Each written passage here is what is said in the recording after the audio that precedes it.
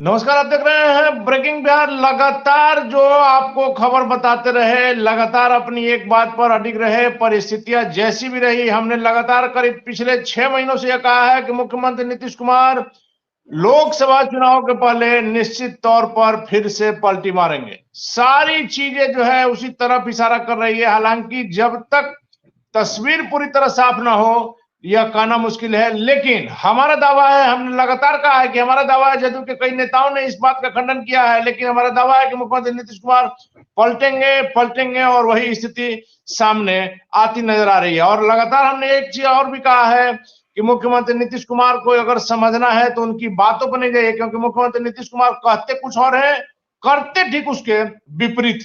अगर उनके एक्शन को आप फॉलो करेंगे तो समझ में आएगा कि मुख्यमंत्री क्या कुछ कर सकते हैं। सिर्फ आप चारों जो इंडिया गठबंधन की जो बैठकें हुई, उस बैठक को अगर आप ध्यान से देखेंगे, समझेंगे, तो आपको समझ में आएगा कि मुख्यमंत्री नीतीश कुमार किस प्रकार से नाराजगी उनकी शुरू हुई और अंततः परिणाम क्या सामने आएगा। आज जिस प्रकार से लालू प्रसाद यादव की बेटी ने ट्वीट किया, वह ही बताने के लिए काफी है। हालांकि कल भी मंच से जिस प्रकार से कर्पूरी जयंती के अवसर पर मुख्यमंत्री ने परिवारवाद को लेकर जो बातें कही थी, सीधे तौर पर कहा जा रहा था कि लालू प्रसाद यादव की ओर उनका इशारा है।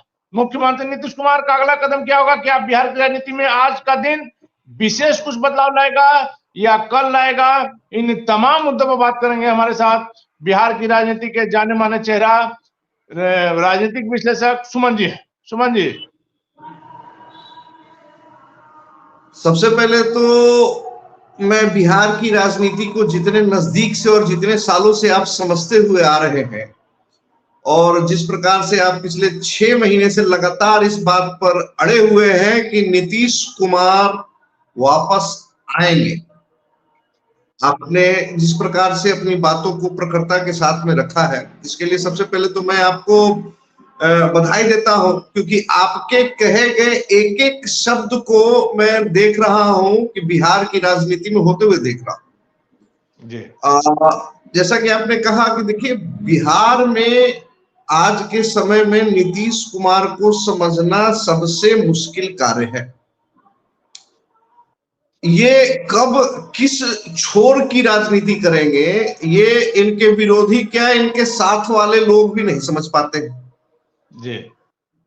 प्रशांत किशोर ने कहा भी है, आज ही प्रशांत किशोर ने कहा है कि जब नीतीश कुमार लालू यादव को छोड़ते हैं तो उन पर परिवारवाद का आरोप लगाते हैं, और जब वो भाजपा को छोड़ते हैं तो उस पर सांप्रदायिकता का आरोप लगाते हैं जी। एक दो चीजें बड़ी स्पष्ट हैं, इसको समझना होगा। तकरीबन 29 दिसंबर 2023 को ललन सिंह राष्ट्रीय अध्यक्ष के पद से हटाए गए, नीतीश कुमार उस पद पर काबिज हुए। उसी समय से मीडिया में ये चारों तरफ खुसुर चालू हो गई कि नीतीश कुमार के और भाजपा के संबंधों के बीच में ललन सिंह रोड़ा बन रहे हैं। गति जो होनी चाहिए उस स्पीड ब्रेकर का काम कर दे रहे हैं, इन लोगों को जल्दी से मिलने नहीं दे रहे। दूसरी चीजें, एक बात मैं शुरू से कहता हूं, इस बात को आपको, हमारे सारे दर्शकों को और बिहार की जनता को यह समझ लेना होगा कि नीतीश कुमार को एक बीमारी भाजपा ने दे दी है। बीमारी क्या है कि नीतीश कुमार और भाजपा का जब 2005 में संयुक्त सरकार बना, उस समय से ही मैं एक चीज को देखता आया हूं और बराबर इस चीज को बोलता आया हूं कि नीतीश कुमार की जितनी प्रशंसा भाजपा के नेता करते हैं, इस मामले में जदयू के नेता भी पीछे रह जाते हैं। तो जब नीतीश कुमार आरजेडी के साथ गठबंधन में गए हैं, उनको इन सब चीजों की कमियों, ये जो उनकी प्रशंसा करने की जो उनके साथ के सहयोगी नेताओं की जो आदत रही है बीजेपी के लोगों के द्वारा, ये चीजें उन्हें आरजेडी में प्राप्त नहीं हो पाया। आरजेडी के नेता लालू यादव और उसके बाद तेजस्वी यादव की ही प्रशंसा कर सकते हैं, यहां पर इन सब चीजों का अभाव हुआ है। दूसरा चीज, आप एक चीज और देखेंगे कि पृष्ठभूमि तो ललन सिंह के हटते ही के साथ बन गई थी। दूसरा, आज दोपहर का एक बहुत बड़ी घटना ये हुई कि जैसा कि कल कर्पूरी ठाकुर जन शताब्दी समारोह का आयोजन नीतीश कुमार जी ने करवाया था, और जिस प्रकार से उन्होंने कर्पूरी ठाकुर की प्रशंसा करने के साथ साथ आज के नेताओं के परिवारवाद पर जो आरोप लगाया, तो सारा का सारा मीडिया, सारे नेताओं के दिमाग में ये बात आ गई कि ये सीधा सीधी आरोप जो है ये लालू प्रसाद यादव पर लगाया जा रहा है। आपने देखा होगा, मैं आपके बाद में एक और नेता की बड़ी प्रशंसा करना चाहूंगा, वो है जीतन राम मांझी। जीतन राम मांझी लगातार ट्वीट कर रहे हैं और अपने ट्वीट्स के द्वारा वो बता रहे हैं लोगों को कि खेला हुई। कल भी उन्होंने ट्वीट किया था। लेकिन देखिए सुमन जी, आप कह रहे हैं राष्ट्रीय अध्यक्ष, पहली मीटिंग जब पटना में हुई थी, उसके बाद बेंगलुरु, फिर मुंबई और फिर दिल्ली, हर मीटिंग में इंडिया की जो बैठक हुई थी बड़े बड़े दावे किए जा रहे थे। हालांकि हमने लगातार कहा है कि इतने बड़े नेताओं को एक मंच पर लाने का काम मुख्यमंत्री नीतीश कुमार जैसा ही सदा हुआ राजनीति का चाणक्य नहीं कर सकता, और मुख्यमंत्री ने उसे किया भी।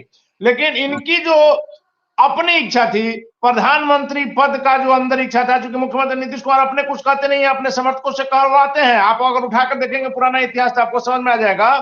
तो उनको प्रधानमंत्री पद का दावेदार तो छोड़ दीजिए, संयोजक, जो कि इनके लिए काफी छोटा अहम पद है, वो उन संयोजक तक के लिए नहीं कहा गया। पहली मीटिंग में नाराजगी सामने आई, हर मीटिंग में नाराजगी सामने आई, और दिल्ली की मीटिंग में तो खुलकर सामने आ गई जब ममता बनर्जी ने खड़गे जी का नाम कर दिया।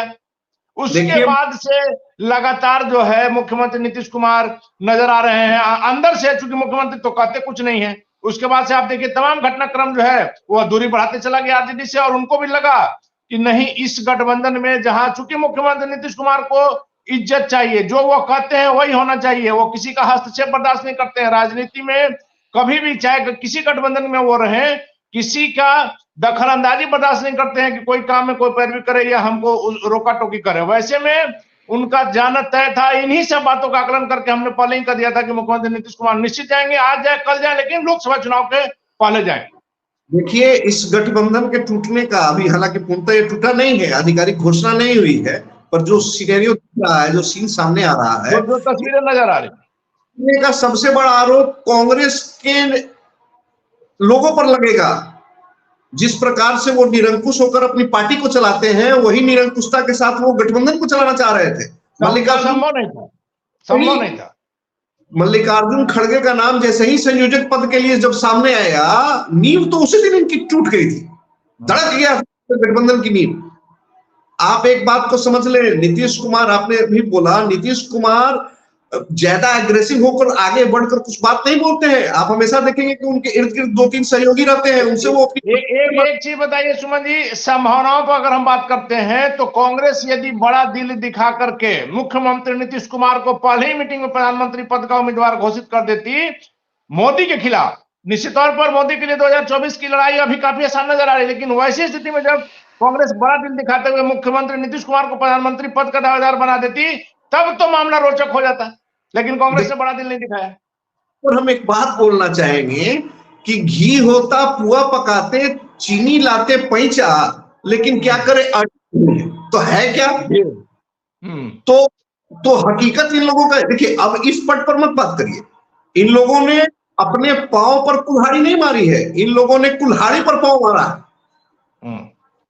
इस बात को समझ। नीतीश कुमार को, ठीक है, देश की राजनीति में आप जो भी सोचते हो, नीतीश कुमार लेकिन एक इतने बड़े चेहरा है, कल की रैली से भी उन्होंने दिखा दिया। अति पिछड़े, और इसके पहले भीम संसद में भी आपने देखा था, लाखों की भीड़ थी।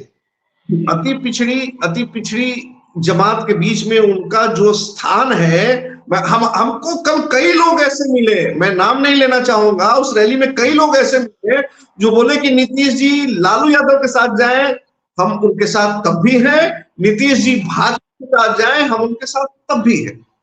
ये क्या दर्शाता है? ये उनके लोगों के बीच में उनकी पैठ को दर्शाता है। बहुत सारे लोग कहते हैं नीतीश कुमार तीसरे नंबर के नेता है बिहार में, उनका कोई वजूद नहीं है। साहब, ऐसा नहीं है। वजूद नहीं होता तो बीजेपी का तेल निकल गया होता। बीजेपी मान रही, उनके पास में सर्वे का रिपोर्ट आ गया था कि अगर नीतीश कुमार उनके साथ में नहीं आते हैं, बीजेपी का यहाँ पर स्थिति बहुत ही विकट हो जाता और उसके सहयोगियों का। कल्पना से परे था। जो बीजेपी 40 सीटों पर दावा कर रही है, 20 सीट भी आने में हालत खराब हो जाता। सबसे बड़ा तो अभी उनके सहयोगियों की बात करें तो उपेंद्र कुशवाहा और चिराग पासवान के घर में अभी मातम होगा पशुपति पारस के यहाँ। इसी विषय पर हम आ रहे थे सुमन जी, इसी विषय पर हम आ रहे थे कि यदि चूंकि अभी तक जब तस्वीर पूरी सामने नहीं है, हालांकि हम लगातार 6 महीने से कर रहे हैं, लेकिन फिर भी हम यदि कर रहे हैं चूंकि अभी तस्वीर सामने नहीं आई है, मुख्यमंत्री नीतीश कुमार फिर से आ जा रहे हैं, जो तस्वीरें नजर आ रही है, चिराग पासवान क्या करेंगे? चिराग पासवान क्या करेंगे? चिराग पासवान कुछ करने लायक स्थिति में ही अब नहीं बचे। ऐसा मेरा कहने का मतलब ये नहीं है कि चिराग पासवान एक ताकतवर नेता नहीं है, एक युवा नेता है और उनकी अपनी एक फैन फॉलोइंग है और युवाओं में वो काफी लोकप्रिय है और वो किसी जाति और के बंधन में नहीं बंधे हुए। आप देखेंगे कि समाज में, पिछड़ी समाज में, ओबीसी में सब जगह चिराग पासवान की फैन फॉलोइंग है, लेकिन इस बात को जातीय से परे है। चिराग ने कभी जाति की बात की ही नहीं। जी बिल्कुल, मैं इस चीज को कह रहा हूं कि चिराग पासवान युवाओं में बहुत ही लोकप्रिय है, लेकिन नीतीश कुमार जब बीजेपी के बगल में जाकर बैठ जाते हैं उसके बाद में बाकी सहयोगियों का कद खुद ब खुद बहुत छोटा हो जाता है। इस चीज को निश्चित तौर पर मुख्यमंत्री नीतीश कुमार का कद देश की राजनीति में बड़ा है। ये तो बिहार की बात हम कर रहे हैं, बिहार से ऊपर देश की राजनीति में मुख्यमंत्री का कद बहुत बड़ा है। हालांकि चिराग पासवान के सहयोगियों को और उनके प्रशंसकों को शायद मेरी बात ठीक न लगे, लेकिन हकीकत है कि नीतीश कुमार के बगल में बैठने के बाद उपेंद्र कुशवाहा हो, चिराग पासवान हो या मुकेश सहनी हो, इन लोगों का कद बहुत छोटा हो जाता है और अब आप बीजेपी को आंख दिखाकर या धमकी देकर या अप्रत्यक्ष रूप से धमकी देकर आप सीट प्रेशर नहीं बना पाएंगे, सीटों को लेकर मोल जोल नहीं कर पाएंगे। लेकिन सुमन जी, एक और सवाल है। आपने कहा कि चिराग पासवान के खेमे में मायूसी छाएगी और वो बोल नहीं पाएंगे, चाचा पारस के खेमे में क्या होगा? मैं तो कह रहा हूं कि जैसे 22 तारीख को सारे देश ने दीपावली मना लिया, रामनवमी मना लिया, मुझे तो लगता है कि पशुपति पारस के खेमे में भी कोई एक छोटी मोटी दीपावली मत बन जाए जैसे ही नीतीश कुमार आएंगे, क्योंकि नीतीश कुमार से व्यक्तिगत संबंध पशुपति पारस का हमेशा अच्छा रहा और नीतीश कुमार पशुपति पारस को कभी भी डैमेज करने का नहीं सोचेंगे। बीच में चिराग पासवान के साथ उनका कैसा संबंध रहा आप देखते ही हैं। चिराग जी हालांकि कहते हैं कि व्यक्तिगत तौर पर मैं उनकी बहुत ही इज्जत करता हूं, लेकिन एक मुख्यमंत्री के तौर पर उनके किए गए कार्यों की मैं सदैव आलोचना करूंगा, करता हूं और करता रहूंगा। और चिराग ने कई मौकों पर दिखाया भी है, जब आमने सामने हुआ है उनका चरण छूकर के आशीर्वाद दिया। देखिए चिराग व्यवहारिक नेता है ना, इस चीज को समझना होगा। वो एक कुशल राजनीतिक परिवार से आते हैं, उनके पिताजी की जो प्रतिष्ठा थी वो आगे चल रहे हैं, लेकिन वही बातें हैं कि जाने के बाद से उनकी स्थिति थोड़ी कमजोर। आखिरी सवाल मेरा है कि जिस प्रकार से सम्राट चौधरी को आनंद फानन में दिल्ली बुलाया गया है, कहा जा रहा है कि जदयू के बड़े नेता भी उसी प्लेन से गए हैं, क्या कुछ तस्वीरें देख रहे हैं? कब तक क्लियर हो जाएगा सब कुछ? मैं बोलना थोड़ा सा भूल गया था, मैं फिर आपको याद दिलाने के लिए धन्यवाद। आज शाम 7 बजे अमित शाह के आवास पर सुशील मोदी और सम्राट चौधरी इन दोनों को तलब किया गया है, वहां इन लोगों की मीटिंग होगी। रेणु देवी भी गई हैं जो पूर्व उप मुख्यमंत्री थी। इसी बीच में मैं एक रोचक चीज, देखिए जिस प्रकार की सुगबुगाहट हो रही थी कि भाजपा और जदयू का मेल मिलाप फिर से हो जाएगा, इसी बीच में कल की रैली में आपने शायद ध्यान दिया हो, हमारे देश की जनता ने, बिहार की जनता ने भी ध्यान होगा कि गोपाल मंडल जो जदयू के विधायक है, वो थोड़े बहुत ही अलग छवि के विधायक है, नेता के तौर पर जाने जाते हैं और उनकी पहचान हमेशा अपने विवादास्पद बयानों को देने के कारण ही होती है।